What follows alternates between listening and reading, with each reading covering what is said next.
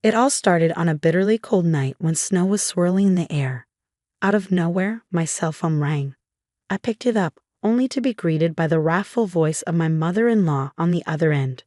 "It's because of you that my daughter's in this state. Her face is unrecognizable. It's atrocious. You need to take responsibility. Why did you abandon my daughter? You're despicable. My name is Amy, and I'm 33 years old. I live with my husband, Zach. Zach has his parents and an older sister. That single phone call from my mother-in-law that night turned my life upside down. Give me back my lively girl. Why did you do something so horrible? I swear I'll make you pay for this. I'll never forgive you." My mother-in-law, possibly out of shock, was making no sense. All she did was spew venom at me. "Mother-in-law, please calm down." "I have no idea what you're talking about," I said, trying my best to console her despite my confusion. "You have no right to be calm at a time like this. It's all your fault, and yet you have the audacity to say such things. Why didn't you help her? Why did you abandon her?" She continued to yell loudly while crying, making it impossible to have a conversation. Even when I told her to speak slowly, it was like my voice wasn't reaching her ears.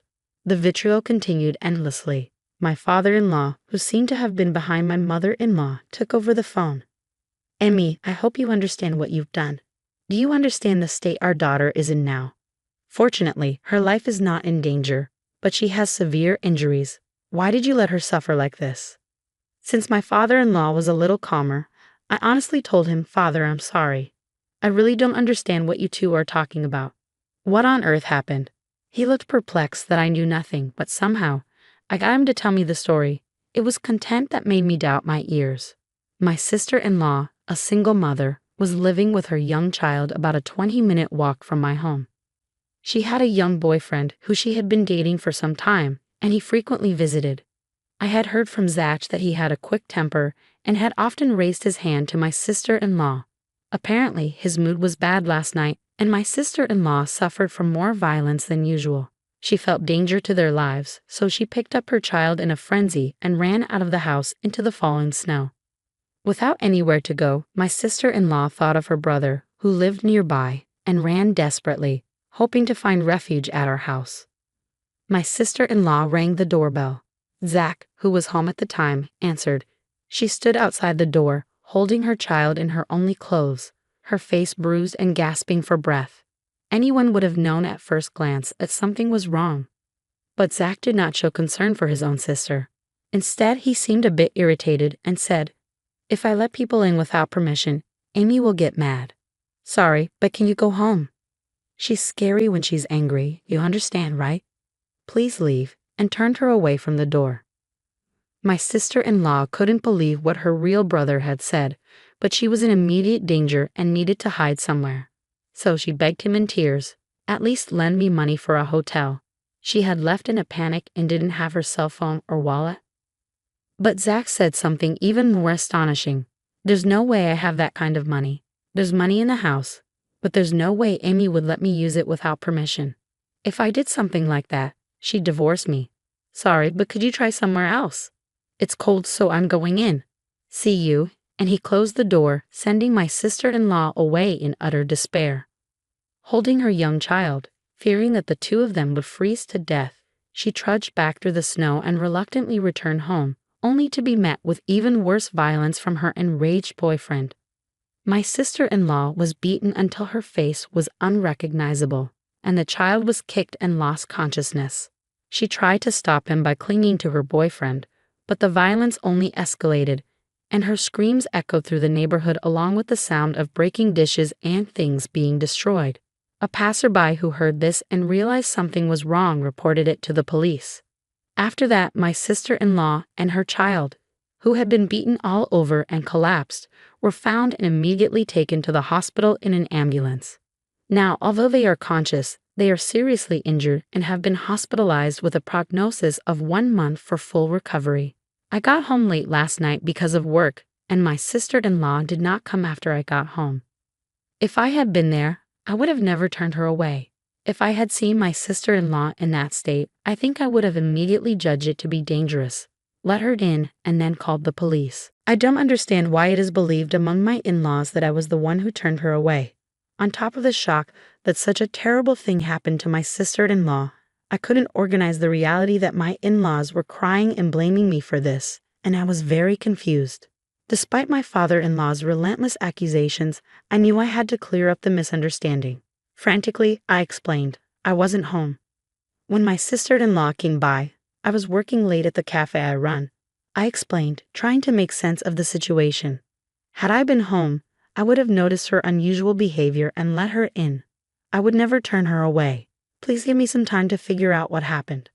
Although he wasn't fully convinced, my father-in-law seemed to cool down and hung up the phone. That day, I had been working late at my cafe, developing a new menu.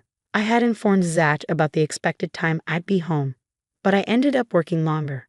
I missed the last subway and had to take a taxi, not arriving home until past midnight. When I got home, I saw Zach, but he didn't mention anything about his sister.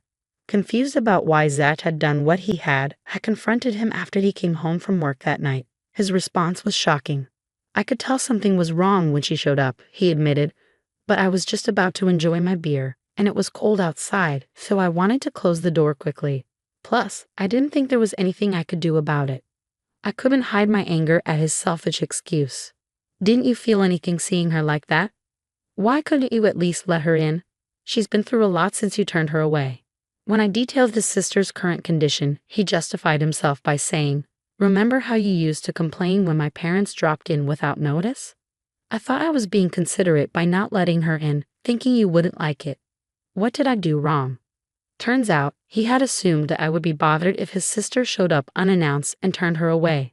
I asked him another question. Why did you lend her any money? You could have done that much, couldn't you?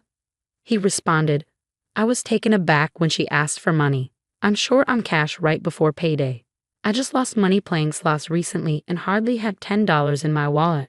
If I gave for our household money, I knew you would get mad, so I refused. I don't see anything wrong with what I said. I was speechless, completely shocked. I had always thought he was a bit self-centered, but he also had many good qualities. I had been giving him the benefit of the doubt, but I realized it was a terrible mistake. He was incapable of making sound decisions because he always put himself first. He had no compassion for others, not even a bit of kindness, and he was foolish enough to prioritize his drinking over his own sister's distress. But it was too late to realize this now. He didn't seem to feel guilty or responsible at all about his sister being rushed to the hospital. From my perspective, she would have ended up like this anyway, no matter where she ran off to. On the bright side, she's safe in the hospital now. We're both safe, all thanks to me, right? He said, as if it were someone else's business. His heartless remarks were making me feel like I was losing my sanity, so I decided not to talk to him any longer. Holding back my anger, I reported to my father-in-law about Zach's irresponsible behavior towards his sister the previous night. Upon hearing my words, Zach's father lost his composure in a fit of rage. There's no way my Zach would do such a thing to his own sister. You're lying. Stop making up stories, Amy.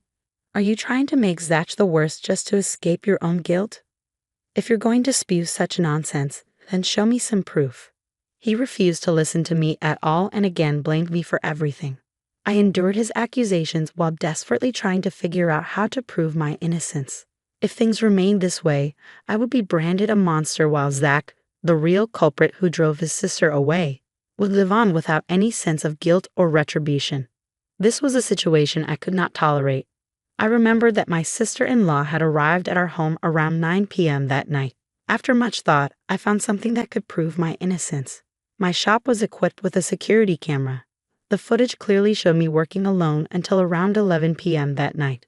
Armed with this footage and another piece of evidence, a taxi receipt that showed the time I got home, I went to my in-laws and proved that I wasn't at home at the time. I was at my shop when your daughter came home. Do you believe me now? It was probably something they didn't want to believe, but faced with clear evidence, they had no choice but to accept it.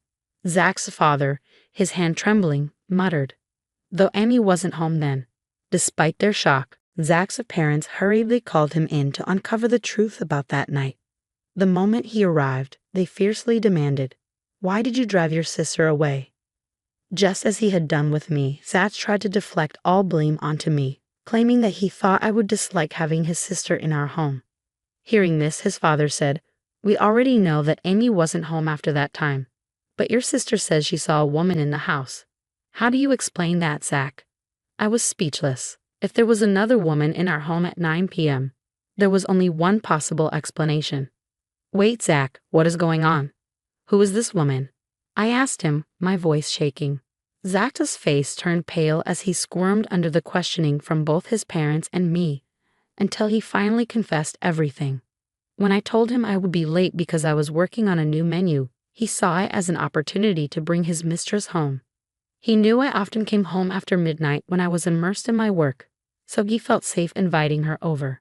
When his sister suddenly showed up asking to be let in, he panicked and drove her away for fear of his affair being discovered.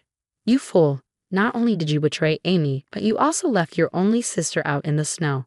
What were you thinking? Why didn't you lend her any money? Explain yourself. His father's anger was overwhelming. Zach confessed the real reason he hadn't given her any money. He actually had plenty of spending money left, but he didn't want to lend it because then he wouldn't be able to buy the bag and shoes he wanted to give his mistress. He didn't want to upset his mistress for the sake of his sister, so he wanted to get rid of her quickly, which led to shutting the door on her. I was furious, but Zach's parents were even more so. Before being a brother or a husband, you lack basic human decency. It's our responsibility as parents that you grew up to be this kind of person. But we cannot tolerate this and maintain our relationship. From today, we are cutting ties with you. Don't ever show your face to us again. Zach's father disowned him. In a similar vein, I added, I'm divorcing you. You cheated on me and put your sister's life at risk by leaving her out in the snow. I can't live with someone like you anymore. Zach was shocked at being disowned and confronted with a divorce all at once and started begging for forgiveness, crying, I'm sorry. I'm sorry. I won't do it again. Please forgive me. He clung to his father's leg, but it was too late. The damage had been done, and there was no turning back. But his father simply shook him off. What you did is the absolute worst thing in our eyes, he declared. His parents and I never forgave Zach.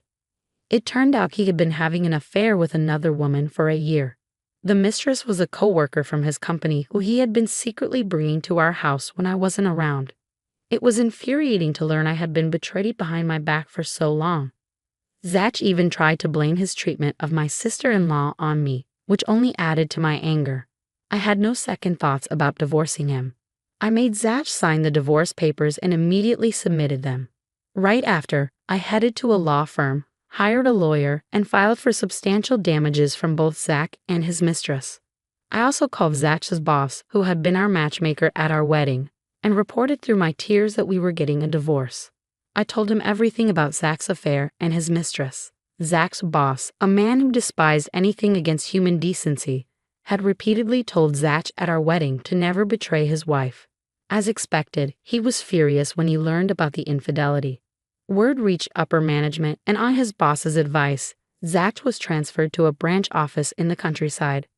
His mistress was moved to a different department where she was made to sort documents all day. However, my sister-in-law's revenge against the two was even more ruthless.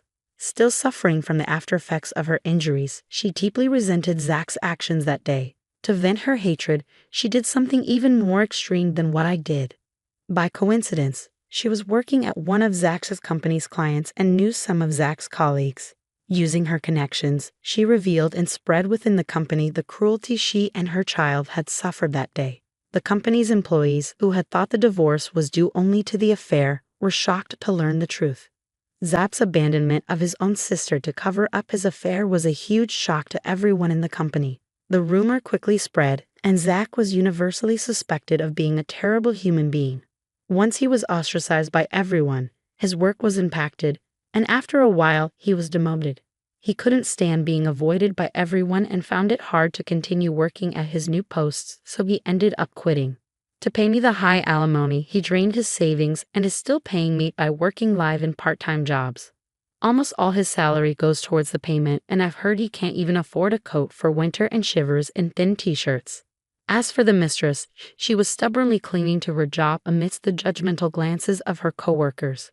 Despite my demand for damages, after consulting my lawyer, I decided to ask her parents for the payment.